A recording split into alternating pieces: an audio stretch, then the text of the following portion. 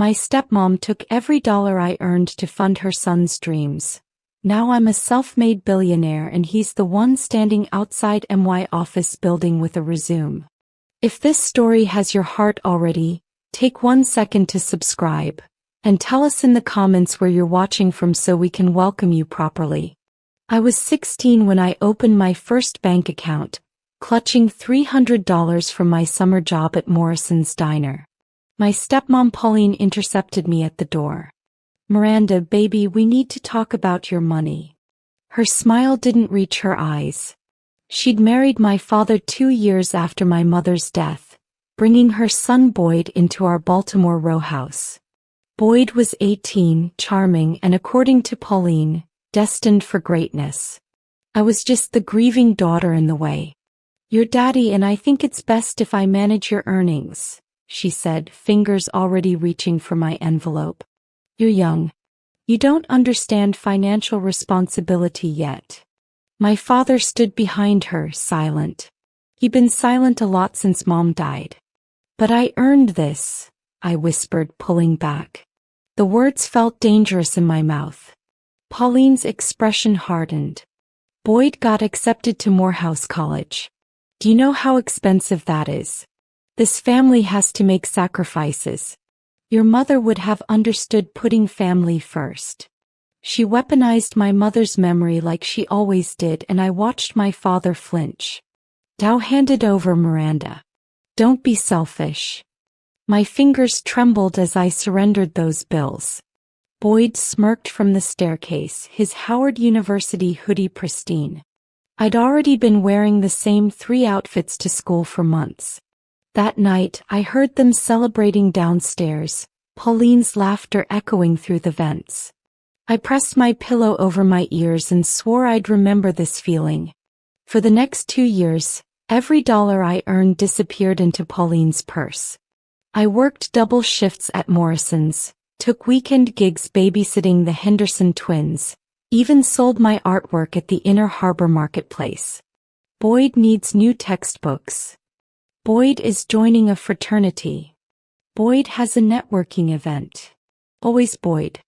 My father became a ghost in his own house, working overtime at the port while Pauline orchestrated her son's ascent. I started hiding $20 here, $10 there, tucking cash inside my mother's old books that no one touched anymore. One December evening, I came home with $450 from a catering gig. I'd worked 12 hours, my feet screaming in borrowed dress shoes. Pauline was waiting at the kitchen table, Boyd beside her. "Miranda, sit down." Her tone made my stomach drop. "Boyd got an internship opportunity in New York. Unpaid but prestigious. He needs money for rent and expenses." "That's my college fund," I said, my voice cracking. I'd been secretly applying to schools, dreaming of Howard, of anywhere away from this house. Boyd finally spoke, his voice smooth as honey. "Come on, sis. I'm the one who's actually going somewhere. You'll probably just end up pregnant anyway, like most girls from this neighborhood." Pauline didn't correct him. My father wasn't even home to witness it. I handed over the money, watching my dreams evaporate in Pauline's perfectly manicured hands. Senior year arrived, and with it my acceptance letter to Morgan State University with a partial scholarship. I needed $3,000 for remaining tuition and housing. I'd been saving obsessively, working until my hands cracked and bled, hiding money in places I thought were safe. I checked my secret stash the night before the deposit deadline. Gone. Every single dollar. I found Pauline in Boyd's old room, now converted to her meditation space, sipping wine and scrolling through her phone. "Where is it?" My voice didn't sound like mine anymore. Sounded like breaking glass. "Where's what, baby?" She didn't even look up. "The $2,800 I saved. It was in my mother's jewelry box." She finally met my eyes and I saw something cruel there. Boyd needed it for his startup idea. He's developing an app. This could make our family wealthy, Miranda. Stop being so short-sighted. That was mine. I screamed.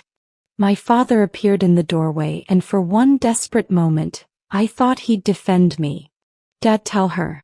Tell her she can't keep doing this. He looked at me with tired, defeated eyes. Miranda, baby girl, Boyd is trying to build something. You can take a gap year, work more, save up again. I've been working since I was 14. Tears streamed down my face. When is it my turn? When do I matter? Pauline stood, her voice ice. You matter when you contribute something valuable to this family. Now either get on board or get out. The ultimatum hung between us like poison gas, and I realized I'd been drowning in this house for years. I left that night with a duffel bag, $200 I'd hidden in my school locker, and my mother's wedding ring, the only thing Pauline hadn't discovered. Mrs. Wilson, my AP English teacher, let me sleep on her couch while I figured things out. My niece has a room for rent in her apartment, she said the third morning, handing me coffee. It's in Fells Point. $300 a month if you help with utilities and don't mind her cat. The apartment was tiny, but it was mine. My roommate, Jazz, was a nursing student at University of Maryland who'd also escaped a toxic family situation. We understood each other without lengthy explanations. I deferred my Morgan State acceptance and took every job I could find. Waitressing at 2 restaurants, cleaning offices at night, tutoring kids in math on weekends. I slept 4 hours a night and studied during my breaks. Mrs. Wilson helped me apply for scholarships I'd never heard of, and slowly, painfully, I built a foundation. 6 months later, my father called. Baby girl, please come home. Pauline says she's sorry. Boyd is doing well and we miss you. Does she have my money? I asked, my voice flat. Silence. Then she spent it on Boyd's business venture. But Miranda, he's family. I hung up. Jazz found me crying in our bathroom, the phone still clutched in my hand. They don't deserve you, she said fiercely, pulling me into a hug. You're going to be something amazing. I feel it. At 19, I enrolled in community college for computer science, paying cash for each class. During a late shift at the coffee shop near Johns Hopkins, I overheard 2 graduate students discussing machine learning algorithms. Something clicked. I started teaching myself to code using free online resources, staying up until dawn practicing Python and JavaScript. My manager, an older woman named Patricia, noticed my laptop always open during breaks. You're hungry, she observed. Not for food. For something more. I want to build something, I admitted. Something that matters. She studied me with sharp eyes. My son works at a tech incubator downtown. They're looking for interns. The pay is terrible, but you'd learn. The incubator was chaos. Brilliant, caffeinated chaos. I was the youngest person there by 4 years, the only one without a degree, and I worked harder than anyone else combined. I absorbed everything like a sponge, staying late to help senior developers debug code, asking questions until I understood not just how but why. My mentor, Bernard Jones, saw something in me. You think differently, he said after I solved a problem that had stumped his team for weeks. You see patterns others miss. That night I had an idea. A real one. I pulled out my mother's old notebook and started sketching. What if there was a platform that connected low-income students with micro-scholarships and part-time work opportunities, using AI to match their skills with needs? I'd lived this problem. I knew exactly what was missing. 3 months later, I pitched it to Bernard. Bernard didn't just like my idea, he loved it. This solves a real problem, he said, leaning forward in his chair. But you need funding. You need a team. You need... He paused, studying me. You need to believe you deserve this. His words cut through years of Pauline's poison. I did deserve this. I'd earned it in blood, sweat, and stolen dreams. We launched EduBridge as a pilot program with 3 Baltimore schools, working out of Bernard's garage. I was 20 years old, terrified and more alive than I'd ever felt. The platform worked. Students found opportunities. Employers found motivated workers. Within 6 months we had 5,000 users. Within a year 50,000. I lived on ramen and determination, coding until my eyes crossed, pitching to investors who looked through me like I was invisible. "You're too young," one venture capitalist said dismissively. "Come back when you have a real team." I built a real team. Jazz joined as our operations manager after graduating nursing school. She'd found her calling in organizational systems, not bedside care. We hired 3 developers, all from communities like ours, all hungry and brilliant. The day we secured our first $1 million investment, I called my father. "Dad, I need you to know something." "Okay. I'm more than okay. I built something without any of you." His voice broke. "Miranda, baby girl, I'm so proud." "Are you?" I interrupted. "Were you proud when Pauline took everything from me? When Boyd called me worthless? Where was this pride then?" He had no answer, and I realized I didn't need one anymore. At 23, EduBridge had 2 million users across 30 states and was valued at $50 million. I'd been featured in Forbes, TechCrunch, and the Baltimore Sun. My face was on billboards downtown, advertising our latest expansion. I wore custom suits now, my hair styled professionally, but I never forgot the girl who'd counted nickels for bus fare. Jazz was my COO, and Bernard had become our chief technology officer and my closest friend. We'd survived failed launches, investor betrayals, and sleepless nights that tested our sanity. Then Boyd called. Not my father, Boyd himself. "Miranda? Hey sis. Long time, right?" His voice still had that smooth quality, but something underneath sounded desperate. "Look, I heard about your success. That's amazing. Really amazing. I always knew you had potential." I said nothing, letting him fill the silence. "So, I'm actually working on this new venture and I thought maybe we could collaborate. I mean, we're family. Blood is thicker than water, right?" "Boyd," I said calmly, "the full phrase is, the blood of the covenant is thicker than the water of the womb. It means chosen bonds are stronger than family ties. You chose to call me worthless. I choose to remember that. Wait, Miranda, please." I hung up and blocked his number. Jazz raised her wine glass in salute. Ice cold. "I love it." But the contact unsettled me. How did he get my private number? What did he really want? And why did a small wounded part of me still care what any of them thought? I hired a private investigator. Not because I was paranoid, but because I was strategic. If Boyd was reaching out, Pauline was orchestrating it, and I needed to know why. The report arrived a week later, and it was devastating in its clarity. Boyd's app venture, the one funded by my stolen college money, had failed spectacularly, leaving him $60,000 in debt. He'd bounced between startup ideas for years, each one collapsing faster than the last. He was currently unemployed, living in Pauline's basement, exactly where he'd started. Pauline had been posting about my success on Facebook, tagging me in articles about EduBridge, claiming motherly pride to anyone who'd listen. "So proud of my stepdaughter," her posts gushed. "Always knew she was special." The comments from her friends made my stomach turn. She was rewriting history in real time, positioning herself as my supportive mother figure. My father had stayed silent through all of it, neither defending Pauline's lies nor correcting them. The PI included something else: bankruptcy filings. Pauline and my father were drowning in debt. The house had a second mortgage. Credit cards maxed out. All those years of funding Boyd's dreams had left them broke.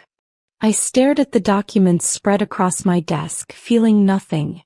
No satisfaction. No anger. Just a cold, empty recognition that karma was thorough.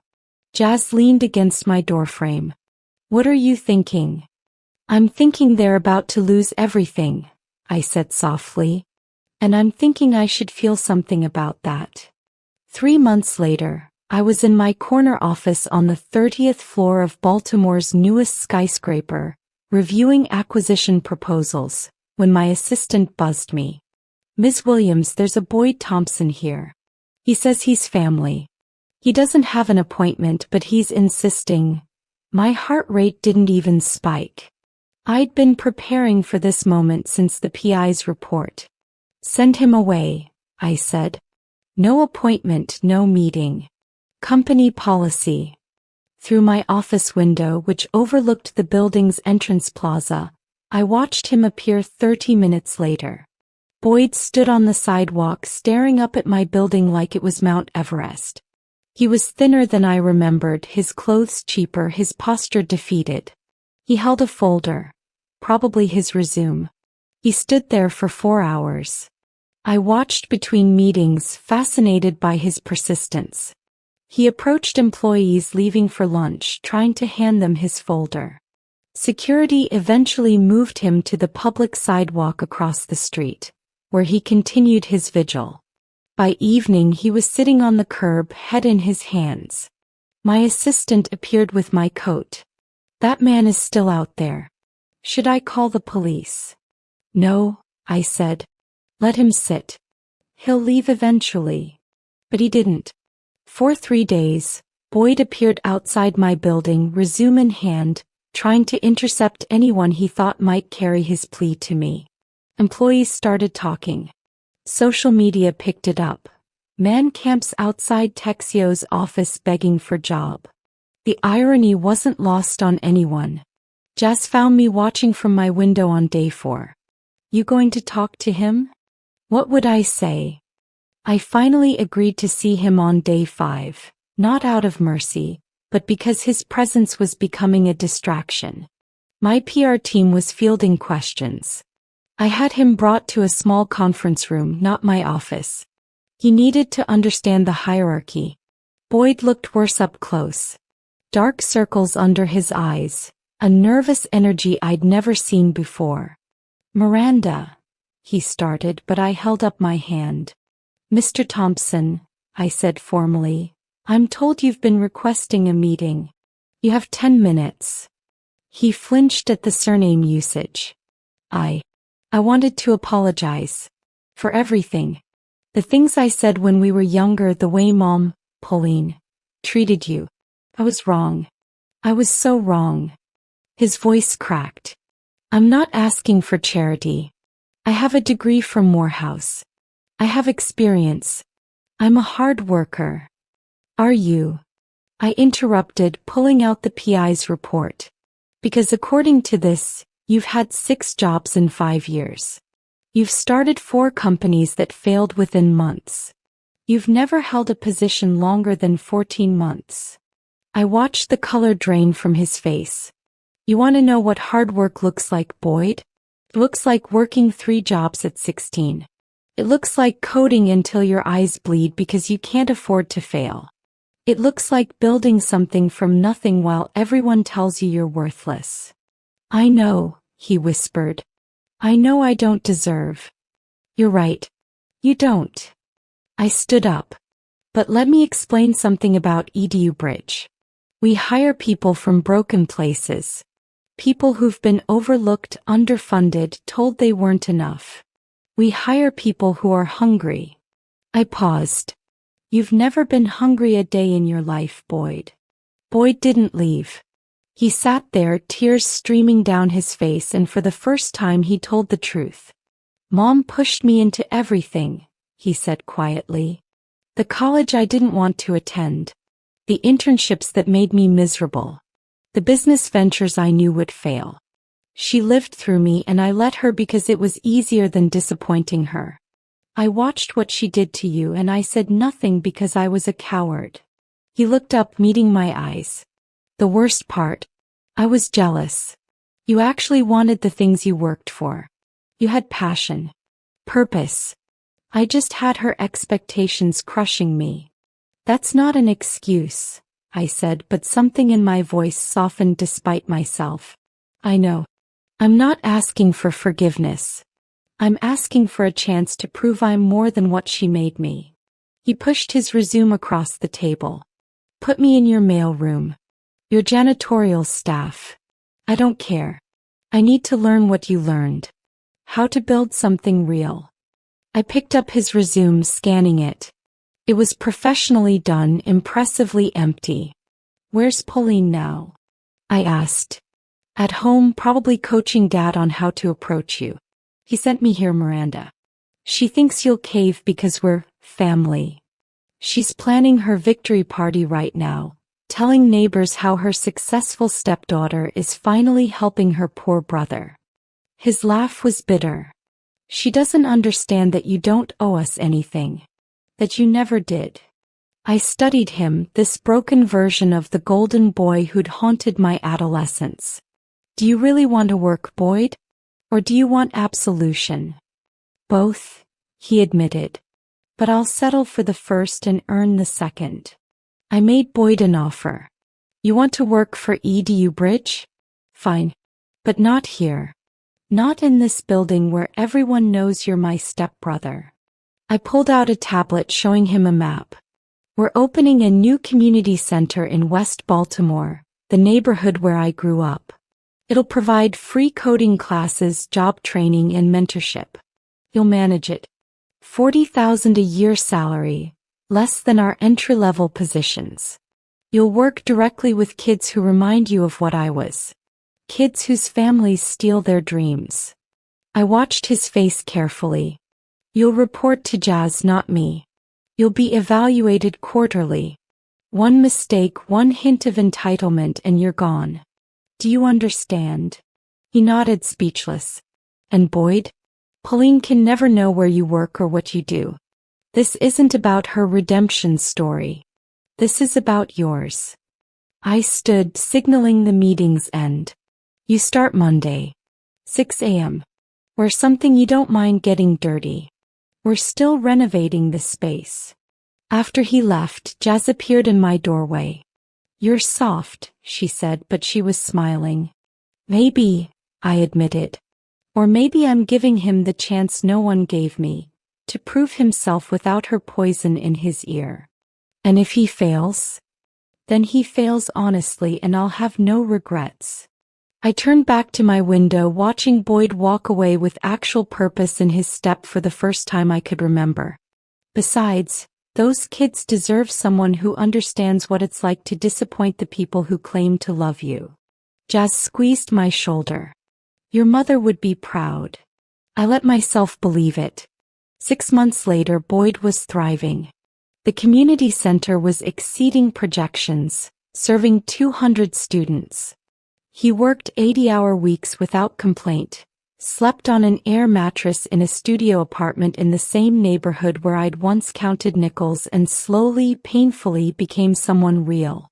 We didn't talk often. Our relationship was professional, distant, but I saw the reports. The kids loved him. He showed up. He delivered. My father finally reached out, not to ask for money but to say thank you. I know I failed you, Miranda. Every single day. But maybe I can still do right by trying to help Boyd find his way back. We met for coffee, our first meal together in 7 years. He'd aged, his face lined with regret. Pauline and I are divorcing, he said quietly. I'm moving to a small place in Catonsville. Starting over. He paused. I can't undo what I allowed her to do to you, but I want you to know, your mother would have fought me. She would have protected you. I dishonored her memory every day I stayed silent. I reached across the table, touching his hand. I forgive you, Dad. Not because you deserve it, but because I deserve peace. Tears filled his eyes. You're stronger than both of us ever were. Last week, EDU Bridge went public. The company is now valued at $800 million, and I'm 26 years old. Boyd still manages our community center, refusing promotions, finding his purpose in second chances. Jazz is living her best life as COO, dating a surgeon she met at a company mixer.